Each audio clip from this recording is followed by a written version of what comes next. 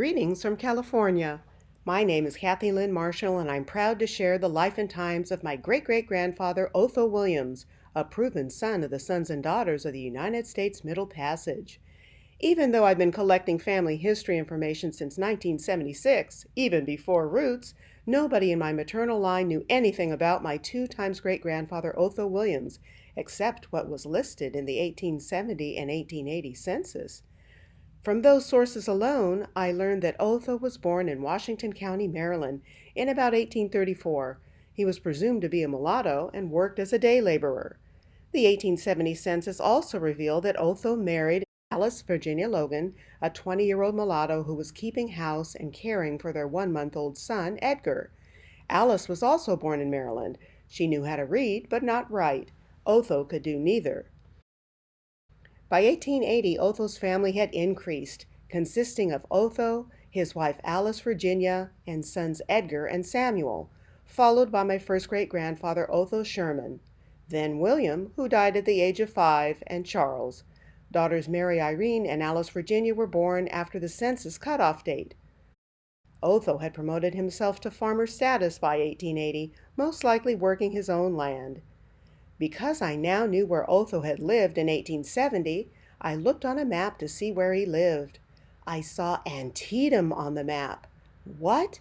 Otho's family lived through the Battle of Antietam?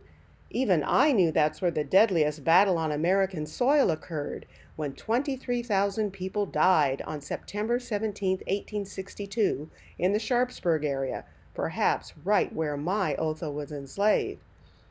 Every African American researcher knows we must find the slave owner to know how and where our enslaved ancestors lived.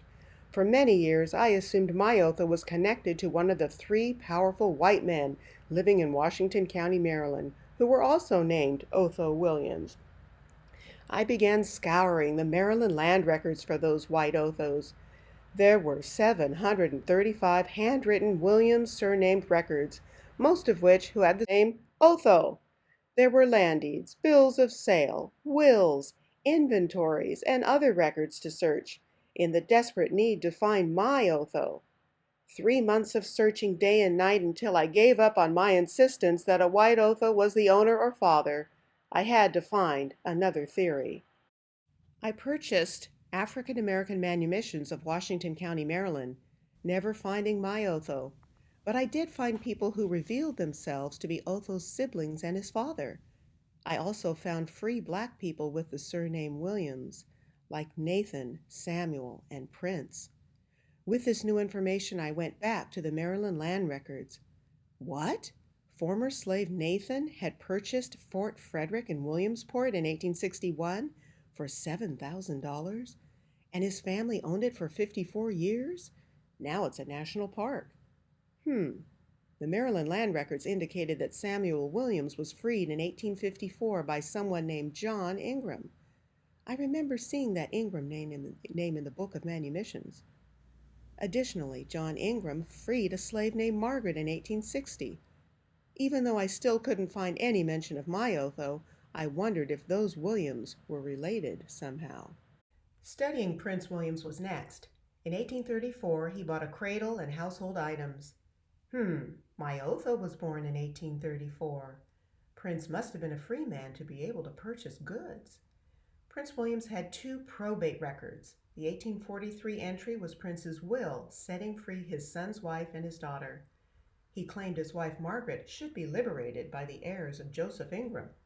Darn, still no mention of my Otho in 1843. Where was he? I looked at Prince William's inventory. When Prince's wife Margaret died in 1868, the remainder of Prince's estate was sold and distributed evenly to his heirs, who were Samuel, Henry, Hezekiah, Otho, and Margaret. Finally, a mention of my Otho in conjunction with his family and the Ingrams. It was a chocolate and port wine night that night. The only other documented sighting of Otho were John Ingram's probate records, which detailed the monies received for Otho and Brother Hezekiah's work with Henry Funk and Benjamin South. Otho and Hezekiah were appraised at $550. Let's talk about Otho's life after slavery. When Margaret died, Otho and his brother Hezekiah purchased the Funkstown property their deceased father, Prince Williams, had bought in 1842. I had an opportunity to visit the property in 2017, as long as I gave the white children now living there a history of my black family, who lived there from 1842 to 1874. In 1869, Otho and Alice purchased a 5-acre parcel of land from John Evie near Roxbury Mills. 10 years later, they purchased 19 adjacent acres. I presumed Otho died in around 1889, as they lost their land then. Alice and the children left Maryland in 1890 for Pennsylvania. Headstrong son Otho Sherman, the son of Otho, left the family at age 15, eventually settling in Mount Vernon, Ohio. He married Myrtle Booker and had 7 living children who would make their mark in the world, including me. I am so proud of Otho and his family, I had to write a book about them. After being 30 years a slave, Otho and Alice fostered a resilient family who never gave up. From Otho and Alice Williams down to their son Otho Sherman Williams and Myrtle Booker and the rest of his descendants, we hope you will always remember to speak their names, for they will live on forever. The ancestors are smiling.